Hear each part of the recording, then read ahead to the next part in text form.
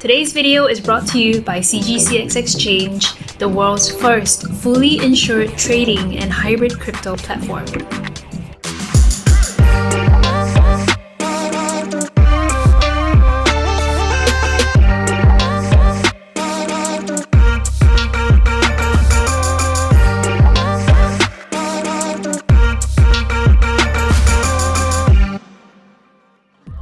Welcome to the Mrs. Lilac Crypto Show with Dr. Vin. If you're new in crypto and you want to stay on top of the news in crypto, DeFi, and the blockchain space, and if you love making money with crypto, then go ahead and hit that subscribe button with the bell notification so we know you love our crypto content.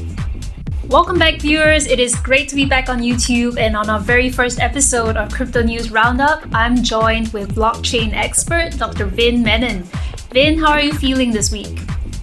I'm doing great, Lilac. An exciting opportunity for all the crypto users this week, right? What is in your radar? This week has been an exciting one indeed, just like this episode promises to be, as we start with the craze that has been surrounding NFTs.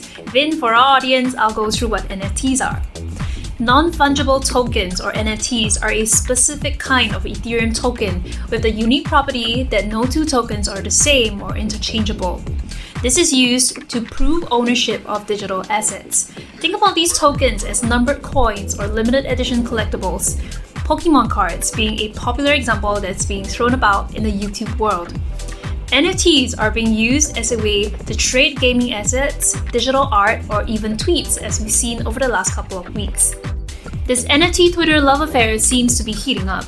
In the past, we've seen Elon Musk tweet, which contained a song with the caption, "I'm selling this song about NFTs as an NFT. NFT for your vanity. Computers never sleep. It's verified. It's guaranteed. NFT for your vanity." This tweet was offered a whopping $1.1 million before Elon decided not to go through with the sale. Recently, however, Jack Dorsey, Twitter's co-founder, sold his first tweet for $2.9 million. Little would he have known that his first tweet, "Just setting up my Twitter," would fetch so much when he posted it back in 2006. But I get a feeling that this is not the end of story for NFT craze. It feels like a bubble, which we have seen in 2017 for ICOs. But once the bubble is burst, we'll be able to see the real world businesses on NFTs. Spot on, Vin. While these crazy, out-of-this-world art drops have given people reason to think that only famous people like the A-listers, Elon Musk and Jack Dorsey, can make money off NFTs, that has simply not been the case. Lindsay Lohan, Rhymes, Paris Hilton, Shawn Mendes, YouTuber Logan Paul, and even back home in Singapore, Suki Singapura, are banking off this NFT wave, and even people with nearly not as much following are making bank as well. For instance, Jack Butcher, founder of Visualize Value, managed to earn a casual $118,000 or 74 ETH on a meme explanation of NFTs. You can see how this whole thing is amazing for the crypto world, with global adoption not so far away. And once this bubble bursts and the hype dies down, we can begin to see more real-world uses for NFTs. Absolutely, Lilac. While I'm no art expert, I'm sure the art world has been shaken up with these stories.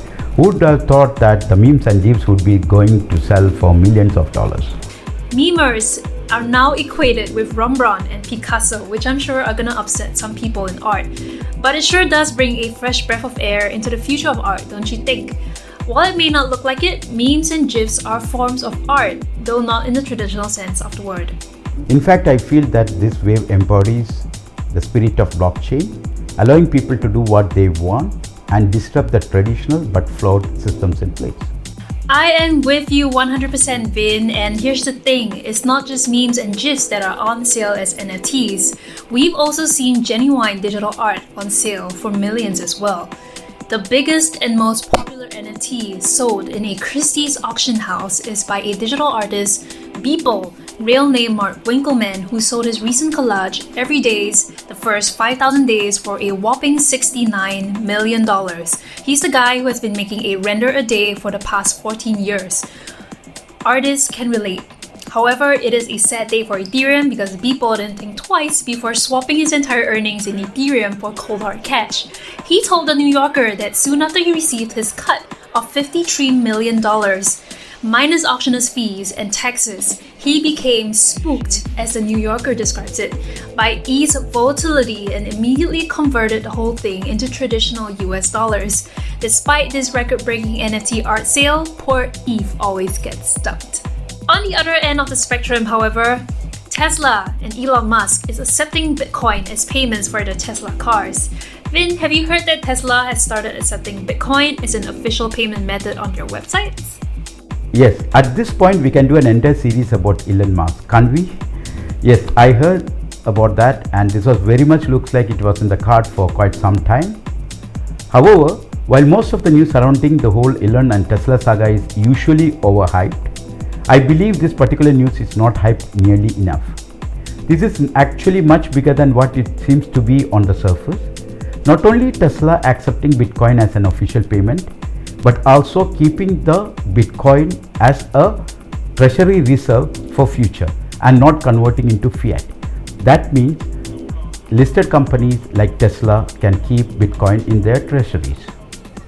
Also, in other cases of institutional adoption, we've seen these organizations accept Bitcoin as payment and immediately cash them out. While yes, every small step towards global adoption is extremely appreciated, this particular instance just shows how bullish an organization as big as Tesla is on Bitcoin. So as long as organizations are collecting Bitcoin and converting into fiat, fiat is going to be the king again. So the true globalization or true adoption only accepts when Bitcoin is on hold.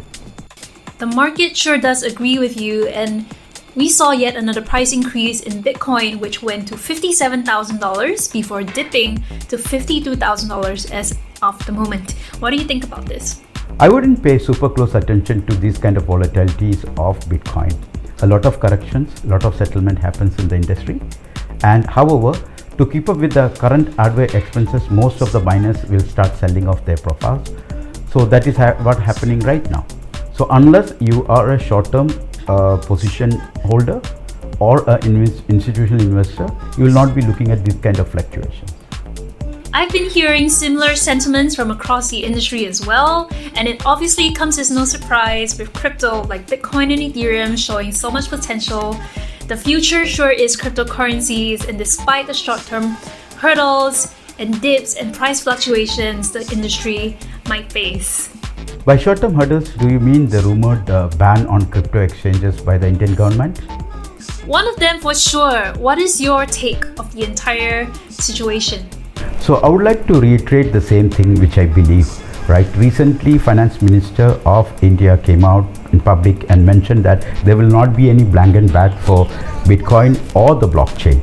But what they are going to regulate is the private cryptocurrencies which is being mined on a daily basis by different individuals, and that should be regulated. And I completely get it. This should be regulated heavily. I'm sure they would. Do you have anything else to talk about before concluding this episode of Crypto News Roundup? Yes, Lilac, it's more of a question. While we are working on a couple of DeFi projects, I would like to ask you that what are the consumer application projects which you are interested in? Thanks for the question, Vin. I sure am extremely excited about this prospect of Lolli. They have just raised $5 million in Series A funding. Have you heard about this? Unfortunately not, but what is it about? Lolli is a US-only product, at least of now, so it's of no surprise that it's flown under the radar of many of our international viewers. However, I myself have been following Lolli since its startup, and Lolli is a Chrome browser extension that gives you Bitcoin cashback for every eligible purchase that you make on your partner's webpage. It works a little bit like Shopback in Singapore, except your cashback is with Bitcoin. They provide you with your own Bitcoin wallet, so you can transfer them to other wallets or exchanges as you wish, making it an extremely future-proof and easy way for retail shoppers to be exposed to Bitcoin. It sure does seem like the entire world is coming to terms with the fact that Bitcoin is indeed the future. I myself personally am waiting for the international waitlist to be open. That's really incredible. What better point to sign off with that? Exactly. So on that note, this is Mrs. Lilac and Dr. Vin Menon signing off with our very first episode of Crypto News Roundup. Make sure to let us know what you think down in the comment section below and hit that like button so we know you love our crypto content. That's when the colors started to change.